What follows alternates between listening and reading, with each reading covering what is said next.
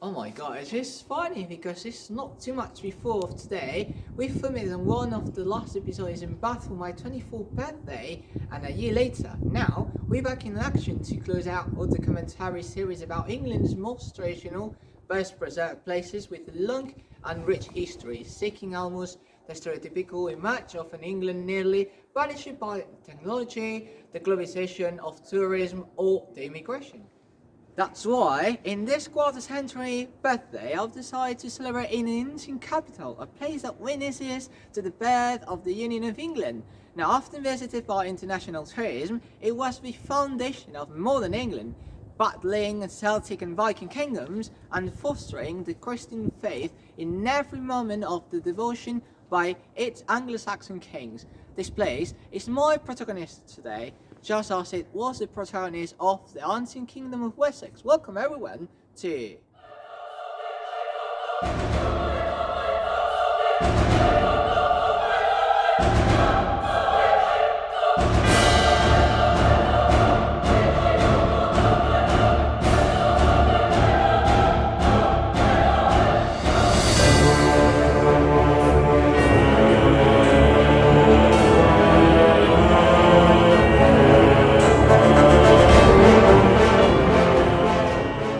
in the heart of England's ancient capital, the magnificent Winchester Cathedral began a Saxon charge in the 7th century and gradually became the centre of Christian power in England.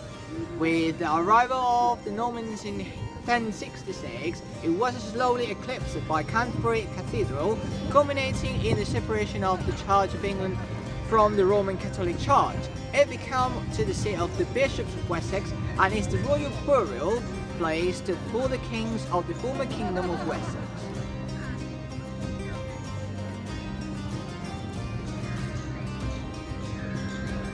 It's pretty cool.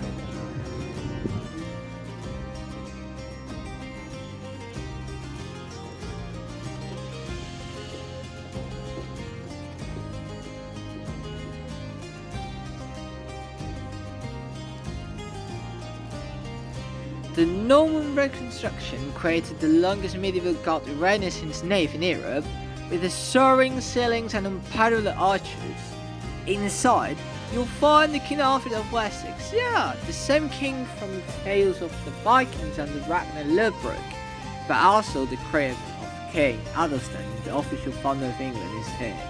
A curious legend says the moving his sponge casted 4 days of rain, but that January probably is more than the months as well because it's more than 40 days of rain. But more than 1,100 years, history resonates in every stone. This place undoubtedly forget the faith and monarchy of modern England.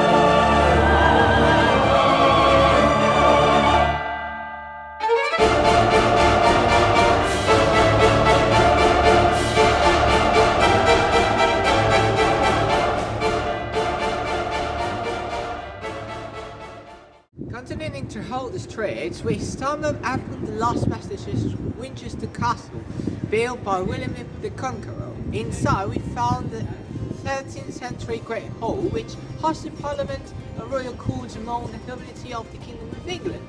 From this hall hangs the legendary round table dating from around 1290. In this place, you can almost feel the historical blend of gossip and rumors to become great legends, such as the King Arthur, based entirely on which actually was unhappiness around the table created by Edward I for tournaments. Henry VIII painted sorry in with his own portrait of Arthur in the colours of the Tudor period.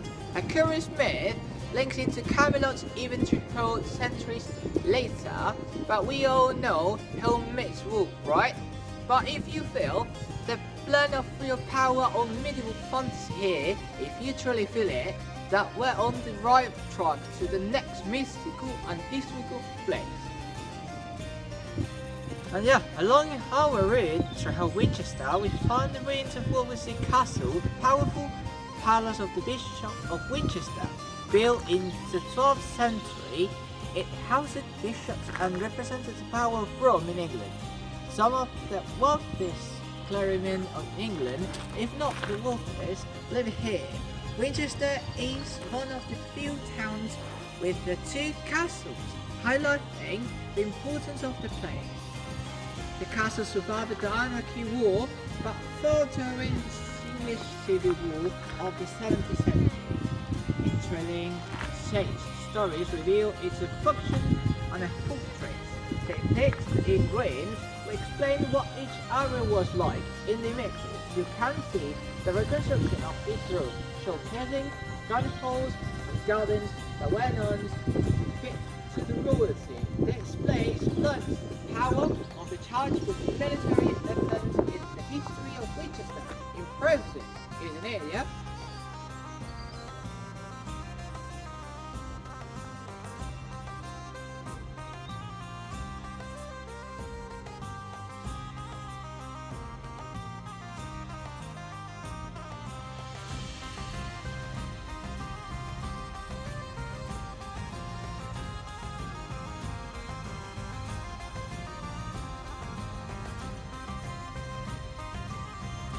Behind me, the Winchester Cottage, founded in 1382 by Bishop William of Wickham, it is the oldest continuously operating public school in England.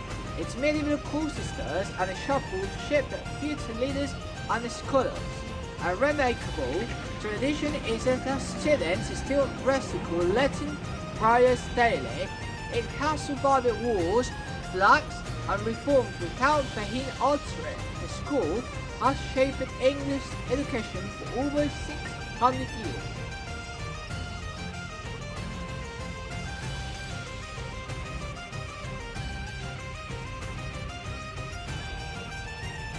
At the top of Westgate, overlooking the city, stands one of the two remaining medieval gates, now museum. It was built in the 12th century, defending the walls of Winchester.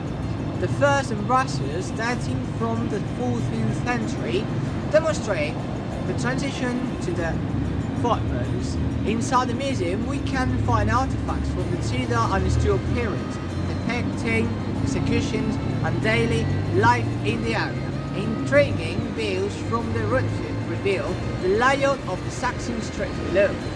In the past, prisoners waited here before being hanged.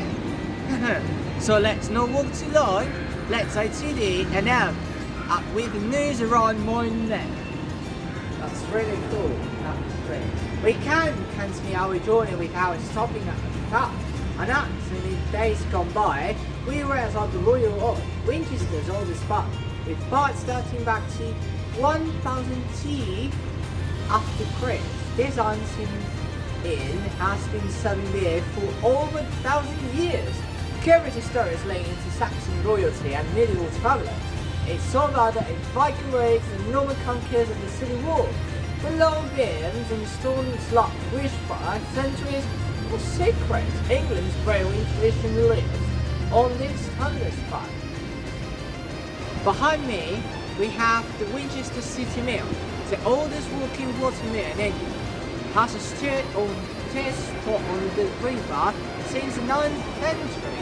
The current building dates from 1743, but it stands on Saxon foundations. It grown grain for the city for over 1,000 years and continues to do so, grain-free flour with the help of the river Itchen. That one on there.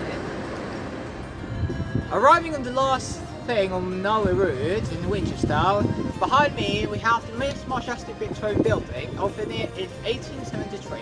It's Winchester Town Hall, standing on the site of Covenant funded by the wife of Arthur the Great in 1871 AD. The town hall hosted civic ceremonies and on to help finance the royal wedding of Maya Tudor, a curious blend of medieval roots and 19th century grandeur. Today, it remains at the heart of municipal government. This place connects Saxon origins with modern Winchester, and it's where we'll leave you until the next episode of this grand finale.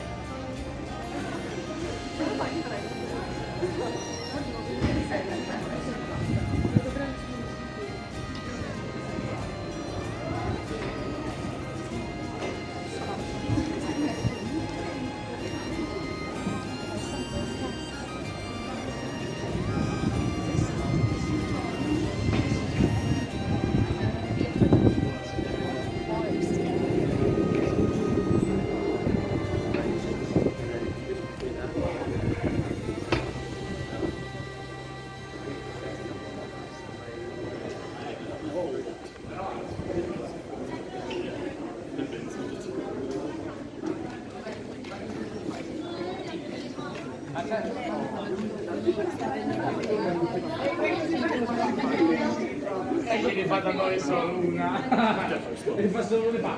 Bravo, sono io, ho capito.